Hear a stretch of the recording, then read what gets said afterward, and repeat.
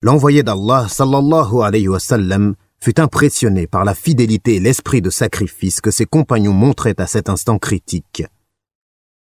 Il leur dit alors « En avant et réjouissez-vous, car Allah m'a promis l'une des deux troupes, la caravane ou l'armée mécoise, et par Allah, c'est comme si je voyais l'ennemi étendu à terre et prostré. » Le prophète alayhi salatu wassalam et son compagnon Abu Bakr menèrent une mission de reconnaissance dans les environs immédiats de Badr, parvenant ainsi à localiser le camp des Qurayshites. Ils rencontrèrent un bédouin âgé qui les renseigna sur l'endroit exact où campait l'armée des polythéistes. Le soir même, Muhammad alayhi salatu wassalam envoya 3 responsables des Muhajiroun, à savoir Ali ibn Abi Talib, Az-Zubayr ibn al-Awwam et Sa'd ibn Abi Waqqas, afin d'obtenir des nouvelles de l'ennemi. Ils virent 2 hommes qui prenaient de l'eau pour l'armée mécoise. Ils les capturèrent et les conduisirent auprès du prophète alayhi salatu wassalam. Le trouvant en train de faire la prière, ils commencèrent à les interroger. Les 2 hommes déclarèrent qu'ils accompagnaient l'armée de Quraysh, mais cette réponse ne leur plut pas, car ils espéraient toujours intercepter la caravane d'Abu Sufyan. Ils leur donnèrent des coups si douloureux qu'ils finirent par dire qu'ils faisaient partie de la caravane conduite par Abu Sufyan. C'est seulement à ce moment qu'ils les laissèrent tranquilles. Le prophète alayhi salatu wassalam fut mécontent du comportement de ces hommes et leur fit des reproches en disant « Vous les avez frappés alors qu'ils disaient la vérité, mais lorsqu'ils vous ont menti, vous les avez laissés tranquilles. Par Allah, ils ont dit la vérité, ils appartiennent à Quraysh. » Puis s'adressant aux 2 hommes, il dit « Où se trouvent les Qurayshites ?» Ils dirent « Ils sont derrière cette dune, sur le versant le plus éloigné. » Il demanda « Combien sont-ils » Ils dirent « Ils sont nombreux. » « Combien, leur demanda-t-il alors, égorgent-ils de chameaux par jour ?» Ils dirent « Certains jours, ils en abattent 9, et d'autres jours, ils en abattent 10. » L'envoyé d'Allah, alayhi salatu wassalam, en conclut qu'ils étaient entre 900 et 1000 hommes. Il les interrogea ensuite pour connaître l'identité des notables qui s'étaient déplacés avec l'armée. Ils citèrent alors notamment les noms suivants. Utba et Shayba ibn Rabi'a, Abul Bukhtari ibn Hisham, Hakim ibn Hizam, Nawfal ibn Khuwaylid, Al-Harith ibn Amir, Tu'ayma ibn Adi, Al-Nadr ibn al-Harith, Zam'a ibn al-Aswad, Abu Jahl ibn Hisham et Umayya ibn Khalaf.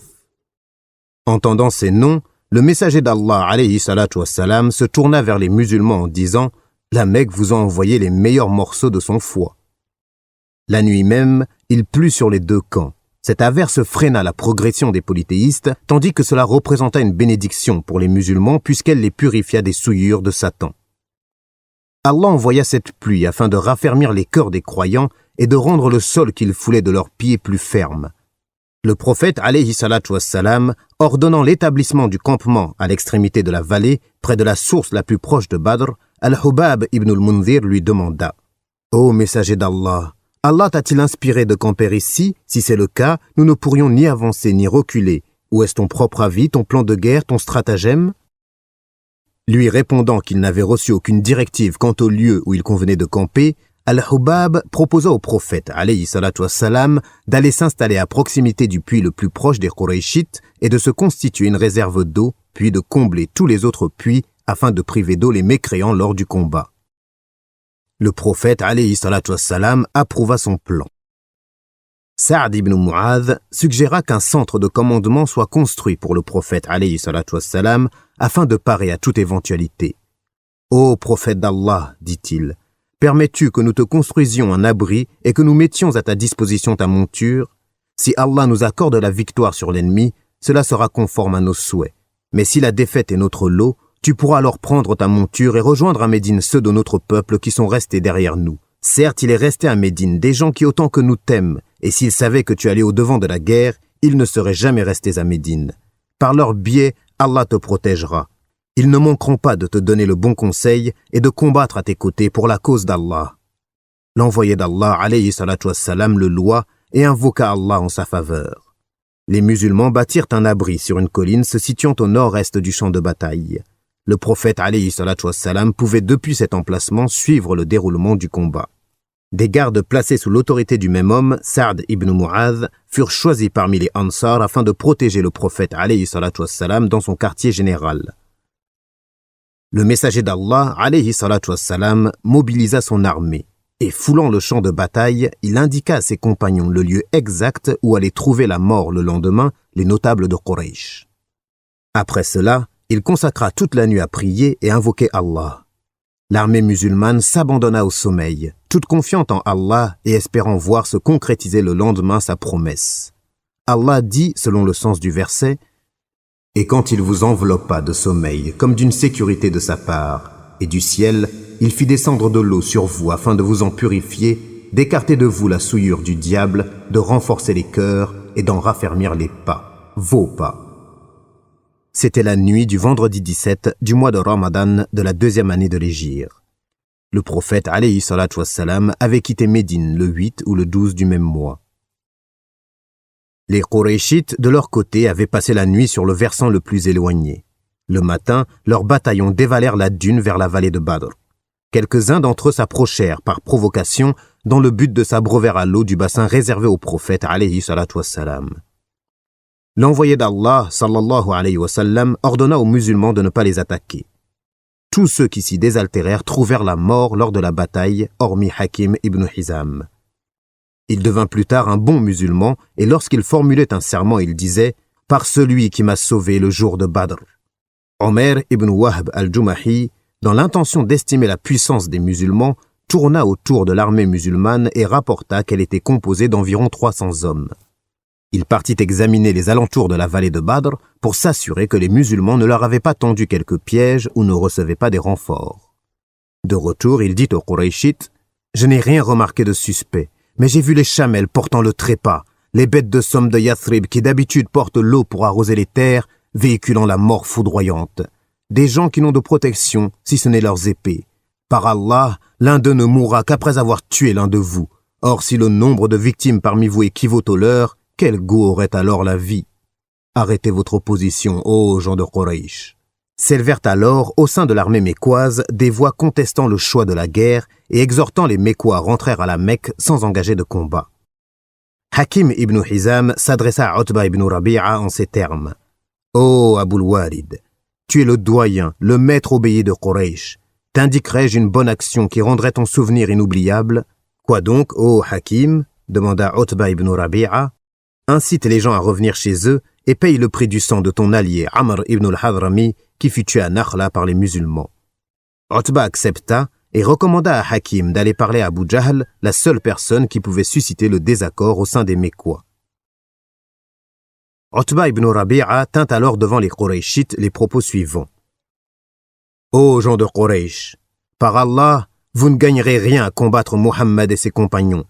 Par Allah, si vous les tuez, le regard de l'un d'entre vous croisera toujours celui d'un homme qu'il n'aimera pas voir, car ayant tué son cousin ou un homme de sa tribu. Retournez chez vous et laissez Mohammed faire face aux autres Arabes. Si ceux-ci vous en débarrassent, vous aurez atteint votre but. Sinon, il s'apercevra que vous ne vous êtes pas opposé à lui. » De son côté, Hakim ibn Hizam arriva auprès d'Abu Jahl qui préparait sa cuirasse. Il le mit au courant de la volonté de Utba ibn Rabi'a de payer le prix du sang de Amr ibn al-Hadrami, ce à quoi Abu Jahl répondit « Par Allah, la lâcheté envahit son cœur en voyant Mohammed et ses compagnons. Non, par Allah, nous ne reviendrons pas chez nous avant qu'Allah n'ait jugé entre nous et Mohammed. Quant à Utba, il craint en vérité pour la vie de son fils musulman. » Lorsque Utba ibn Rabi'a entendit dire qu'Abu Jahl l'avait qualifié de couard, il dit « L'on saura bientôt qui de nous deux a peur. » Craignant que l'opposition ne devint de plus en plus grande, Abu Jahl convainquit Amir, frère de Amr ibn al-Hadrami, de réclamer vengeance. La proposition et les propos de Utba furent aussitôt oubliés, la frivolité prenant le dessus sur la sagesse. Lorsque les deux armées se rapprochèrent suffisamment pour s'apercevoir mutuellement, le prophète alayhi salatu wassalam se mit à supplier Allah.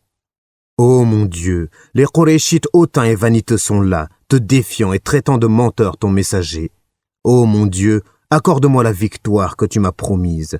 Je t'implore, ô mon Dieu, pour que tu leur apportes la défaite. » Ayant vu Utba ibn Rabi'a parmi les Qurayshites montant un chameau rouge, le prophète alayhi salatu wassalam dit « S'il y a quelque bien en l'un d'entre eux, cela ne peut être que l'homme au chameau rouge. S'ils lui obéissent, ils suivront la bonne direction. » L'envoyé d'Allah, alayhi salatu wassalam, disposa son armée en ordre de bataille. Lorsqu'il arriva près de Sawad ibn Raziya, il le piqua légèrement au ventre d'une flèche qu'il tenait dans sa main parce que Sawad était sorti du rang. Sawad dit alors « Ô messager d'Allah, tu m'as fait mal, c'est pourquoi je te demande réparation. » L'envoyé d'Allah, alayhi salatu wassalam, découvrit son ventre et lui dit « Prends ta revanche. » Sawad imprima alors un baiser sur le ventre du prophète, alayhi salatu wassalam, et lorsque celui-ci lui demanda l'explication de son geste, il dit « Ô envoyé d'Allah, nous sommes confrontés à ce que tu vois, et j'ai voulu que ma peau touche à la tienne en guise d'ultime contact entre toi et moi. » Le prophète, alayhi salatu wassalam, invoqua Allah en sa faveur. Les rangées des combattants musulmans en ordre de bataille, le prophète, alayhi salatu wassalam, enjoignit à ses hommes de ne pas engager le combat tant qu'ils n'en auraient pas donné l'ordre. Il leur recommanda d'utiliser leurs flèches avec parcimonie et de ne pas tirer leurs épées de leurs fourreaux tant que l'ennemi ne se serait pas rapproché davantage. Ensuite, il revint en compagnie d'Abu Bakr à l'abri que les musulmans lui avaient construit. Abu Jahl pria aussi pour la victoire en disant « Notre Seigneur, détruis demain celui des deux camps qui rompt les liens de parenté et qui apporte ce que nous ignorons. Ô mon Dieu, accorde ta victoire à celui que tu aimes et agrée. » C'est à ce propos qu'Allah révéla le verset suivant. « Si vous avez imploré l'arbitrage d'Allah, vous connaissez maintenant la sentence d'Allah. Et si vous cessez la mécréance et l'hostilité contre le prophète, c'est mieux pour vous. Mais si vous revenez, nous reviendrons, et votre masse, même nombreuse, ne vous sera d'aucune utilité, car Allah est vraiment avec les croyants. » Sourate 8, verset 19, selon le sens du verset. Le premier mécréant à avoir déclenché la confrontation, et qui fut aussi la première victime de cette bataille, fut Al-Aswad ibn Abdul Asad al-Makhzoumi, un idolâtre brutal au mauvais tempérament. Il s'avança en jurant qu'il boirait dans le bassin des musulmans au péril de sa vie ou de celle de ses ennemis. Il engagea le combat avec Hamza ibn Abdil Muttalib, qui le frappa à la jambe avec son épée avant de lui asséner un autre coup qui lui fut fatal. Il mourut dans le bassin. La bataille se trouva ainsi engagée. Protégé par sa cuirasse, Utba ibn Rabi'a s'avança entre son frère Shayba et son fils Al-Walid ibn Utba depuis les lignes des Qurayshites, hurlant des malédictions à l'encontre des musulmans. 3 jeunes hommes des Ansar allèrent à leur rencontre, Auf et Muawwaz ibn al-Harith et Abdullah ibn Rawaha. Voyant qu'ils étaient des Ansar, les Mécois demandèrent au prophète alayhi salatu wassalam de leur envoyer leurs semblables parmi les Muhajiroun. L'envoyé d'Allah, alayhi salatu wassalam, demanda alors à Ubayda ibn al-Harith, à Hamza et Ali de s'avancer pour le combat. Les 3 duels furent rapides. Hamza tua Shayba, tandis que Ali tua Al-Walid. Quant à Ubayda, il fut grièvement blessé, mais il réussit à asséner un coup de sabre à Utba. Volant au secours de Ubayda, Hamza et Ali tuèrent Utba et portèrent Ubayda à l'arrière. Mais à cause de sa jambe coupée, il mourut 4 ou 5 jours plus tard à As-Safra, sur le chemin de Médine. Ali fut profondément convaincu que les paroles suivantes d'Allah concernaient les 3 duellistes musulmans et leurs adversaires. هذان خصمان اختصموا في ربهم.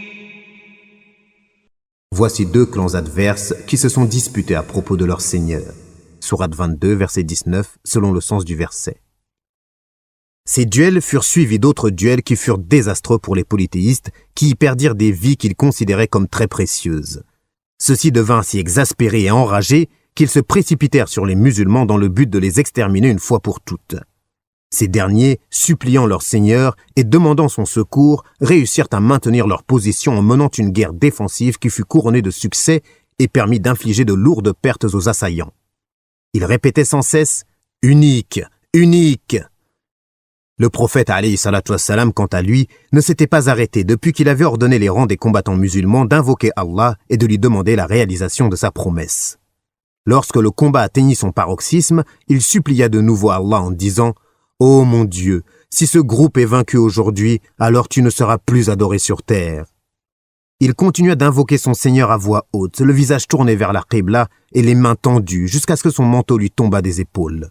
Alors Abu Bakr vint ramasser le vêtement pour le remettre sur les épaules de l'envoyé d'Allah, alayhi salatu wassalam, et lui dit « Ô envoyé d'Allah, tu as suffisamment appelé ton Seigneur. Il accomplira sans nul doute ce qu'il t'a promis. » La réponse d'Allah fut immédiate.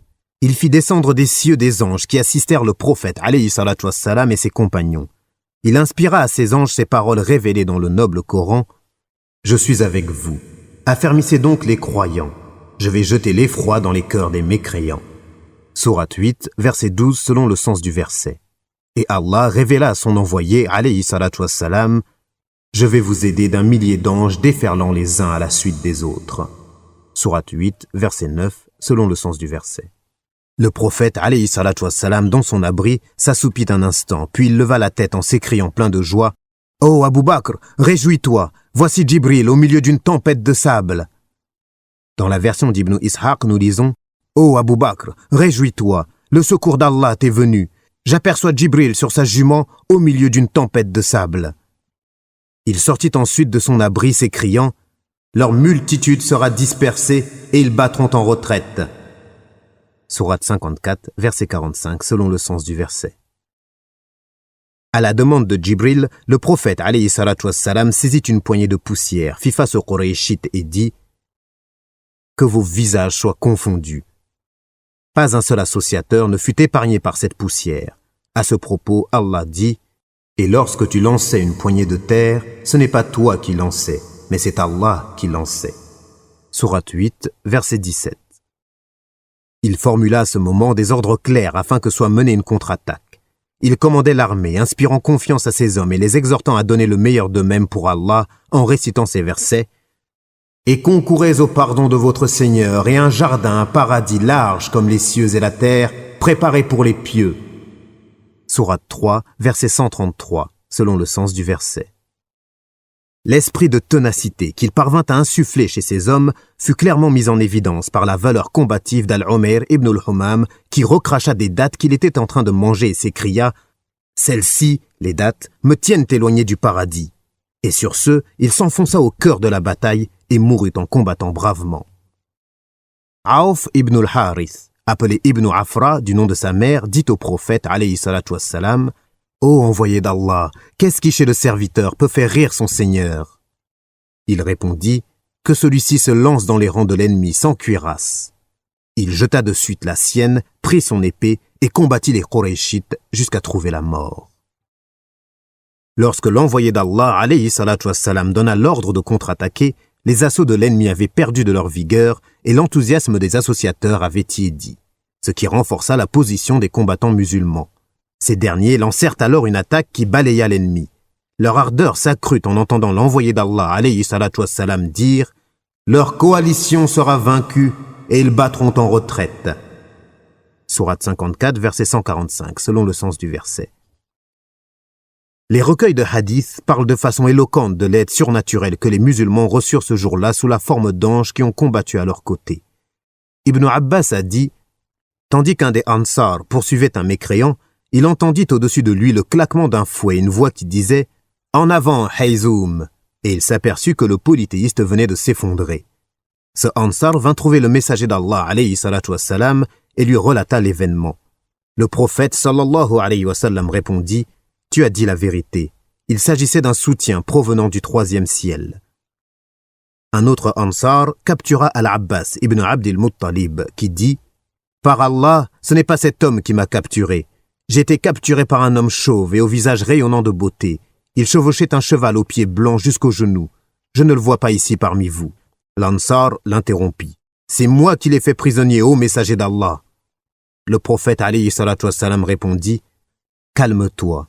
Allah Tout-Puissant a envoyé en renfort un ange noble. » Satan, qui avait pris l'apparence de Suraqa ibn Malik ibn Ju'sham al-Mudlaji, quitta rapidement le champ de bataille en voyant les anges s'abattre sur l'armée de Quraysh. Lorsque les polythéistes l'interpellèrent, « Pourquoi t'enfuis-tu, ô Suraqa? N'avais-tu pas déclaré que tu allais nous prendre sous ta protection et que tu allais demeurer à nos côtés ?» Il répondit, « Je vois ce que vous ne voyez point. Je crains Allah, et Allah a le châtiment sévère. » Puis il s'enfuit en direction de la mer, où il plongea. Les marques de la défaite et de la confusion apparurent chez les Qurayshites. Leur rang ne résistait plus aux assauts violents conduits par les musulmans. La bataille touchait à sa fin, et l'ennemi commençait à battre en retraite. C'est alors que les musulmans les suivirent, les achevant ou les capturant. Se rendant compte de l'issue fatale de la bataille, le grand tyran Abu Jahl tenta d'endiguer la vague déferlante consacrant la victoire musulmane en galvanisant les polythéistes, en les encourageant par tous les moyens possibles et en les adjurant par Al-Lat et Al-Uzza et par tous les symboles du paganisme de tenir ferme sur leur position pour se venger des musulmans. Mais ce fut en vain. Leur morale avait été réduite à néant et leur ligne était disloquée. Il commença alors à se rendre compte de la réalité de son arrogance et de son caractère hautain. Seul demeura autour de lui une poignée de polythéistes invétérés dont la résistance fut aussi étouffée par la contre-attaque musulmane. Abu Jahl fut abandonné et il se retrouva seul sur son cheval et ne tarda pas à mourir. Abdurrahman ibn Auf a rapporté « J'étais en plein dans la bataille lorsque deux jeunes, visiblement encore inexpérimentés dans l'art du combat, vinrent vers moi, l'un à ma droite et le second à ma gauche. L'un d'eux me demanda en chuchotant de lui montrer où était Abu Jahl.